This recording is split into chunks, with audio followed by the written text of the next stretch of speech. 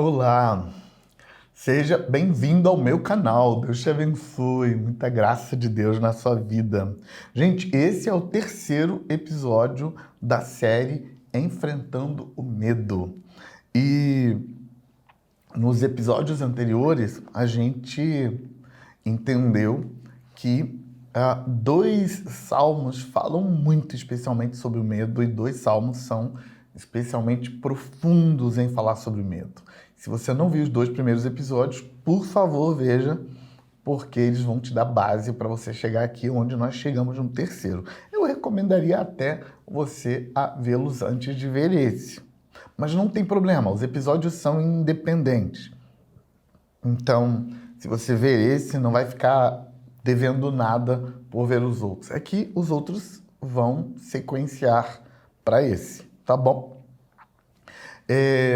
No episódio anterior, a gente começou a trabalhar o Salmo 23 e a gente entendeu que o Salmo 23 foi escrito para trabalhar o medo. E a gente viu versículos 1 a 3, aonde o salmista trabalha o medo de perder a segurança. Hoje a gente vai dar sequência e antes de dar sequência eu quero orar com você e antes de orar por você eu quero te lembrar que você precisa se inscrever no canal se você não está inscrito, você precisa ativar o sininho para você receber as nossas publicações, você precisa dar o joinha aqui embaixo e você precisa comentar. Depois que você assistir, comenta lá o que você achou desse episódio de hoje, o quanto que foi bênção para você. Por que você precisa fazer tudo isso? Além de pegar o link desse vídeo e distribuir para todos os seus contatos, tá bom? Por que você precisa fazer isso? Porque é uma forma de fazer essa palavra ir mais longe, abençoar mais pessoas, tá bom? O YouTube, ele tem um algoritmo que entende que você gostou desse vídeo quando você faz tudo isso. E ao entender que você gostou desse vídeo, você tem um perfil no YouTube. Como você tem um perfil no YouTube, ele vai mandar esse vídeo para todas as pessoas que têm o mesmo perfil que você, porque você demonstrou que gostou. Pegou? Então, vamos orar e vamos para a palavra de Deus, que é o que interessa, tá bom? Senhor, Deus de Abraão, no nome de Jesus, nós invocamos sua presença, pedimos que o poder do sangue do Cordeiro nos proteja no nosso ambiente desse lado da tela, mas também no ambiente do outro lado da tela, onde teu filho, tua filha se expõe à tua palavra, nesse vídeo rápido, onde a palavra tem uma oportunidade de entrar rapidamente, cortante, profunda e abençoar a vida dele e dela. Eu clamo em nome de Jesus, Senhor, para que a tua palavra se revele poderosamente ao coração do teu filho e que ele aprenda ferramentas sobrenaturais para vencer o medo. Em nome de Jesus. Amém. No episódio de hoje, eu quero trabalhar com você na sequência do medo de perder a segurança. Eu quero trabalhar com você o medo de o mal não passar. Sabe, esses dois medos, eles são a base da maioria dos medos que a gente tem. No geral, ou a gente está bem com medo de perder esse bem, ou a gente está mal com medo desse mal não passar. Sabe, não tem nada mais terrível do que você estar enfrentando um momento difícil, seja de enfermidade, seja de problema financeiro, seja de problemas relacionais, aquela angústia que o relacionamento complicado produz, e aí chega uma hora em que você sente assim, ai meu Deus, isso não vai acabar nunca. Esse medo é horrível. Um pouquinho pior do que o medo que a gente trabalhou no episódio anterior, que é o medo de perder o bem. Porque quando você está com medo de perder o bem, você ainda se consola, sabe? Você dá uma balançada na cabeça assim, sai pra lá, medo. E aí você se concentra no bem que você tem e você consegue seguir em frente. Mas quando você está vivendo o mal, tô numa enfermidade, ou tô numa relação complicada e o lado de cá e o lado de lá não se entende. Ou estou numa situação financeira onde a coisa parece que não anda. Esse medo angustiante vai multiplicando na medida em que a gente fica com a sensação de que ele não vai passar nunca. E algumas pessoas fazem besteira. Na ânsia de fazer o medo passar, só para sair desse medo que ela sente que está durando mais tempo do que devia, ela faz alguma besteira, alguma loucura, só para sair desse. Mesmo que ela está indo para um pior, mas pelo menos nesse ela não está mais. Eu comparo isso àquela pessoa que está sentindo dor de dente e aquela dor está contínua, está aguardando a hora do tratamento começar, o dentista marcou horário, mas não deu a hora ainda, e aí ela está sentindo aquela dor constante. Algumas vezes a pessoa morde o dente machucado, o dente que dói, aperta ele para sentir uma dor maior, porque a dor maior faz ele esquecer da dor menor. E é melhor ter uma dor maior do que continuar ali continuamente. Essa sensação de que o momento difícil não vai passar nunca, esse medo da dor durar é terrível e muitas vezes leva a gente a fazer besteira. E, como eu disse, no medo de perder a segurança, eu quero dizer a mesma coisa no medo de perpetuar a dor. Tudo começa com você admitir que está com medo e desabafar esse medo num ambiente seguro. É muito importante que você escolha um lugar seguro para desabafar essa dor, desabafar esse sentimento de medo, porque as pessoas que não estão passando pelo seu momento, que não entendem a sua dor, elas tendem a minimizar o que você está sentindo e elas tendem a dizer para você que está tudo bem e que é só você olhar para a situação que você vai ver que vai passar. Isso não ajuda você a desabafar. A pessoa que vai te ouvir precisa ter empatia com a sua dor. Então não vai desabafar isso com qualquer um, porque algumas pessoas te irritam, te chateiam ao simplesmente minimizar a sua dor. Quando você vai falar para a pessoa do seu medo de que o que você está vivendo não vai parar nunca, e aí ela faz alguma abordagem simplista e reduz o tamanho da sua dor, dizendo coisas do tipo, que besteira, isso aí não é nada, eu estou sofrendo muito mais, ou tem um amigo que está sofrendo mais, isso é horrível. Então não escolhe essa pessoa para desabafar. Escolhe alguém que você sabe que vai ter compaixão junto com você, que vai ter empatia pela sua dor. Mas uma vez reconhecido que você está com medo de o sofrimento perpetuar, que é uma das questões que machucam e causam medo, reconheceu isso, desabafa. Desabafou, e deixa te apontar aqui algumas ferramentas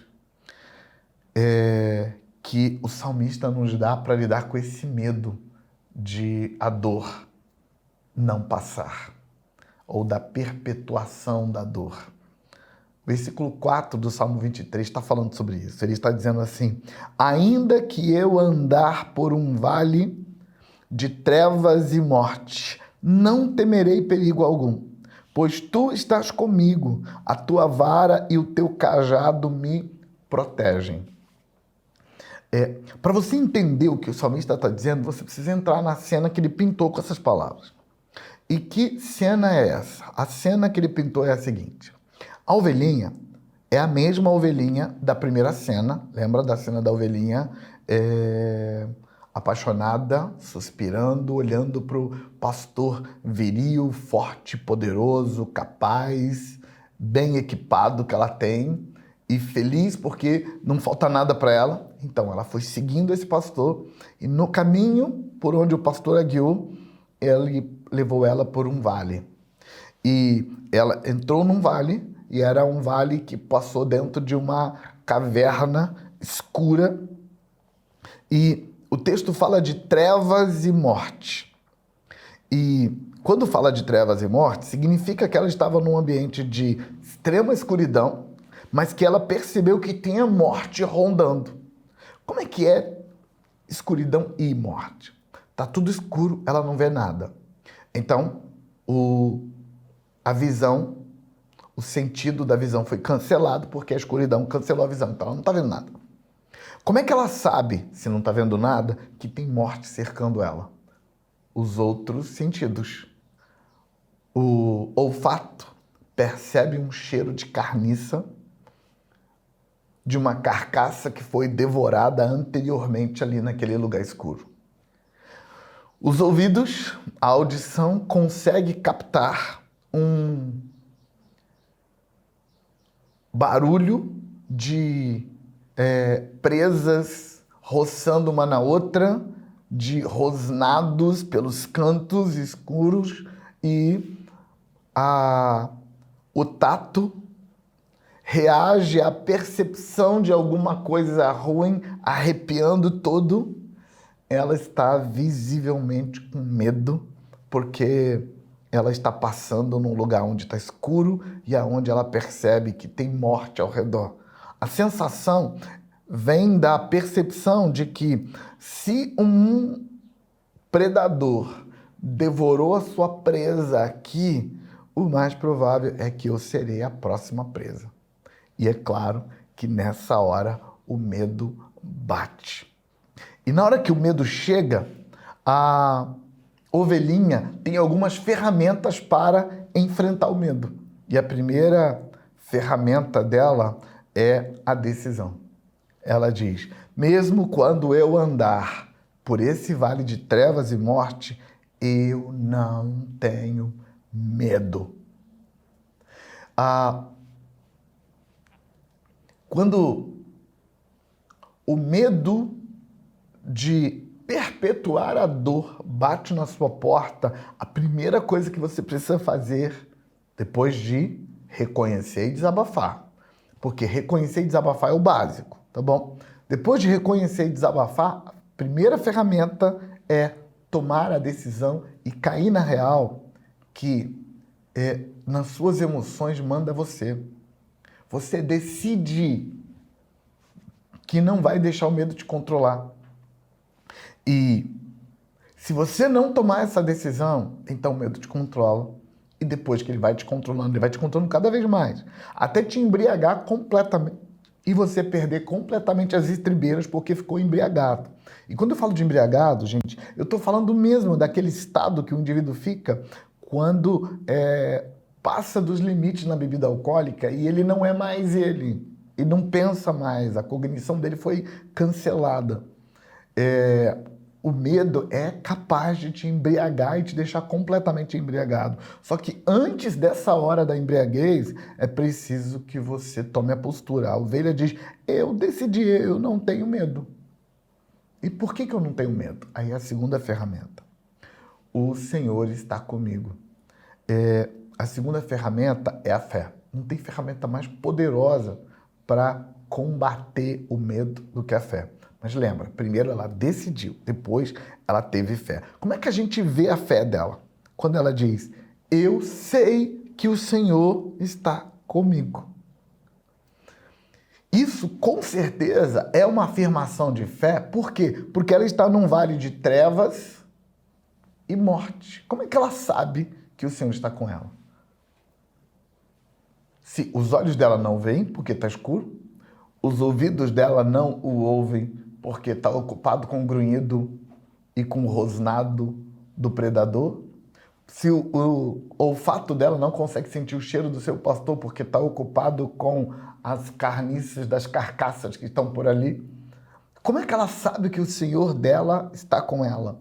Como é que essa ovelhinha sabe que o pastor está ali? Fé. E fé, gente, é basicamente quando você decide acreditar em alguém diante de provas contrárias. Aquela ovelhinha diz consigo mesma assim: eu conheço meu pastor, eu sei quem ele é, eu estou observando ele faz tempo, eu conheço ele. Meu pastor não estaria em nenhum outro lugar senão aqui, por perto de mim, de olho em mim, me vigiando e cuidando de mim. Numa situação dessas, em que eu estou passando perigo, ele não ia tirar o olho de mim. Ele não ia desistir de mim, ele não ia me deixar sozinho nessa situação. Conhecendo ele, eu sei que ele está comigo. Conhecendo ele, eu sei que ele está cuidando de mim. Os meus 5 sentidos estão me dizendo que ele foi embora e que ele me largou. Mas eu não acredito nisso, eu acredito que ele está comigo.